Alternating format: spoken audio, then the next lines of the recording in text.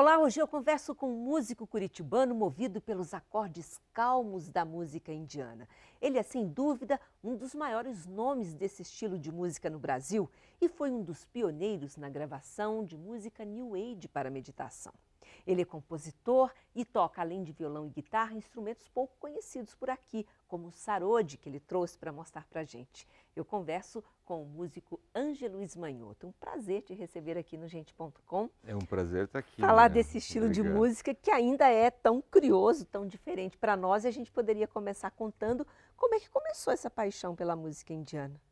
O que te conquistou tanto? Eu não sei, eu sempre tive uma ideia de voltar no tempo na música, né?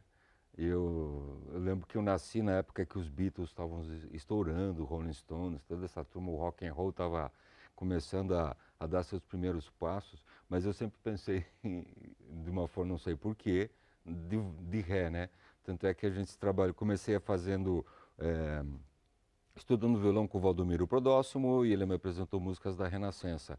E aí eu já me interessei por música da Não, Renascença. isso é muito curioso, gente. Música da Renascença. Aliás, quando eu conheci, isso quando eu cheguei aqui, você ainda fazia parte do grupo renascentista, Sim. criou o grupo renascentista Sou um aqui em dos membros Curitiba. fundadores, não Mas antes de criei, né? chegar lá, vamos contar uma outra coisa, Ah, que na verdade sua vida não tinha nada a ver com isso. Você, na verdade, quase se tornou um economista, né? sim. É outro extremo, Sim. outro lado da moeda.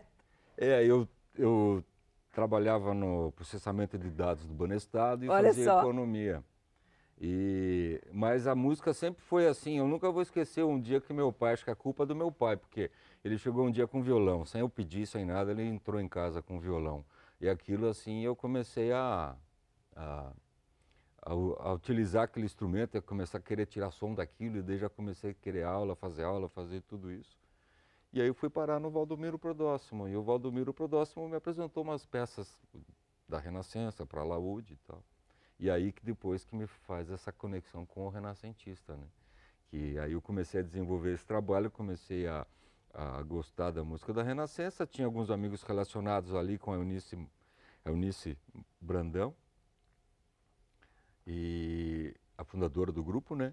E ela me convidou para fazer parte do grupo. Aí o pessoal começou a se debandar para a Europa para estudar essa música, que lá é a fonte, né? Sim. Aí eu falei, bom, eu também, se eu quiser, Vou atrás. eu vou atrás também, né? Peguei meu alaúde e me mandei para a Europa. Daí quando eu cheguei lá na Music Academy, na escola Cantorum, que é especializada em música antiga, essas coisas, eu descobri que lá eles ofereciam vários outros cursos musicais, de outras, né? E eu falei, puxa, isso era interessante que eu começasse a também ter uma visão diferente, como é que um oriental pensa música e tudo isso. E eu tinha ouvido aqui no Brasil, fui assistir o concerto do Ravi Shankar no Guairão, acho que foi em década de 70, por aí. E aquilo sempre ficou na minha cabeça. E quando eu vi que lá na Music Academy tinha um curso de música indiana, eu me inscrevi para fazer. Eu vou conhecer, quero ver como é que funciona. E no primeiro dia que eu entrei na sala, que começou a primeira aula, no chão tinha alguns instrumentos indianos e eu bati o olho no sarod e foi amor à primeira vista, sabe? Aí eu falei, não, é esse aí mesmo e tal. Gente, é muito lindo, é muito diferente. Você podia pegar um instrumento ali, até para contar para a gente algumas curiosidades, porque são 25 cordas, né? É tudo diferente do que a gente está acostumado. Isso aqui é que tipo de couro. pele? Couro. É como se fosse um banjo. Ele é feito num pedaço de madeira só, né? Ele é esculpido, como se fosse uma escultura. Ó. Ele é uma peça só, né? Inteiro. E ele é cavado inteiro, ele é oco, é inteirinho oco. E outra característica dele tem essa coisa aqui, é de metal aqui, o espelho, né? Que é onde a gente toca. Não sei como é que é o nome indiano desse aqui, mas tem essa cabaça, é mais para dar um equilíbrio, Tá. que aqui é mais pesado que lá, e Tá. também ele deixa o som um pouquinho mais metálico, né? Então é esteticamente a estética do instrumento. E geralmente toca-se esse instrumento sentado no chão, Isso. né? Com um É, tapetinho. tapete bacana, porque a música indiana tem uma certa, é um ritual, né, quando a gente faz, né, a coisa, de você trabalhar com a música clássica da Índia. que para mim tem uma diferença. Depois a gente pode comentar a respeito do qual que é a diferença da música indiana e Não, esse meu outro trabalho. tá, a gente já chega lá. Mas isso que você faz, então, é a música clássica indiana, que, na verdade, a gente aqui, mesmo você tendo ido lá, bebeu da fonte, a gente lida de uma maneira diferente do que os próprios indianos, não é? Isso é quase um ritual para eles, né? Eu tocava concerto, toquei concerto com grandes mestres, toquei concerto, eu acompanhei a tampura, que é um instrumento que fica no fundo fazendo um pedal assim, né? E eu tive sentado no palco com grandes mestres da música indiana e através do meu professor, do Ken Zuckerman. E nesse contato eu comecei a sentir que é o seguinte, eu não vou ser indiano nunca, eu não vou saber ter a mesma prosódia musical que eles têm. Qual que é a diferença, Ângelo? Dá para explicar? A gente estudando outras linhas musicais e outras culturas, você vê que a música tem muito a ver com o ritmo da fala, né? Nega do cabelo duro, qual é o pente que te penteia? Aí você já tem a ginga no falar, né?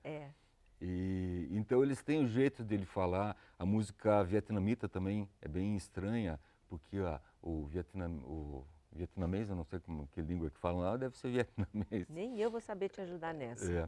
Passo. Eu vou. Se alguém souber e puder soprar para nós aí. A música chinesa, que é cheia de variações bem sutis, é porque a língua chinesa tem, né, os tons. Você diz a mesma palavra em um tom diferente, 3 ou 4 tons, ela vai significar outra coisa, né, o mesmo fonema, numa altura diferente, como se fossem notas musicais. Então você vai ter essa... Então eu comecei a ver, eu não falo hindi. Sim. Urdu, qualquer outro tipo de coisa lá. Então eu não ia conseguir traduzir essa coisa. E depois eu falei, até conto a história de um estrangeiro que foi na Índia, depois de 30 anos estudando música, ele estava tocando, o rapaz passou e perguntou, o que você está fazendo? Não, tocando música indiana. Não, você ainda não está tocando música indiana. Então eu comecei a ver, bom, para mim eu vou ter que ter a estrada vai ficar muito maior se eu tentar repetir, ou tentar utilizar, ou querer dar a mesma significação que eles dão para a música deles, né?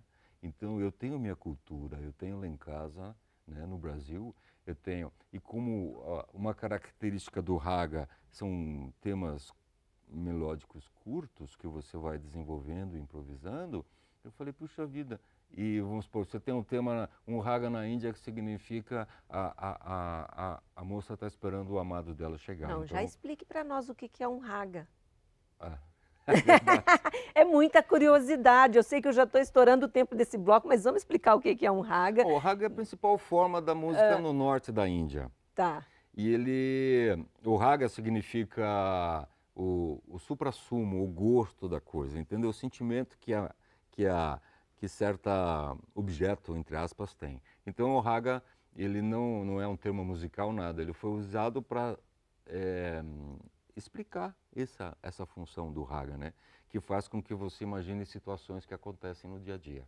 Tá. Então cada raga, por exemplo, tem um raga que descreve as monções, são as chuvas, né? Então o raga procura descrever como é que a chuva vem forte, como é que é o barulho dos raios, né, os trovões. E tem outro raga que vai falar sobre eu estava comentando sobre a moça que está esperando o amado chegar, que ela marcou um encontro no final da tarde, tem um sol se pondo e ela estava esperando, depois que ele levou o rebanho das ovelhas, né? Ela ficou esperando para eles se encontrarem no final da tarde. E então esses ragas, quem escuta, o indiano que escuta um raga desse, se identifica e consegue imaginar toda essa situação, essa coisa. Que legal isso.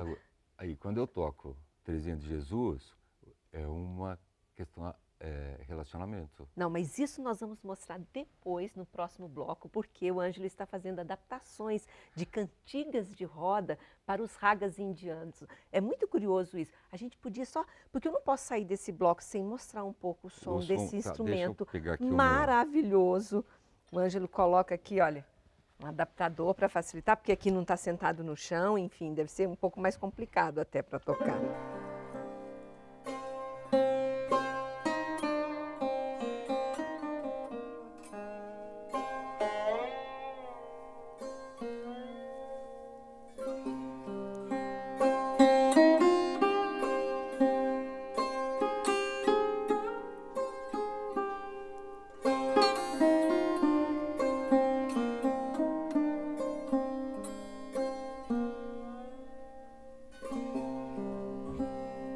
Nós fazemos esse intervalo então e já voltamos rapidinho com o segundo bloco desse papo.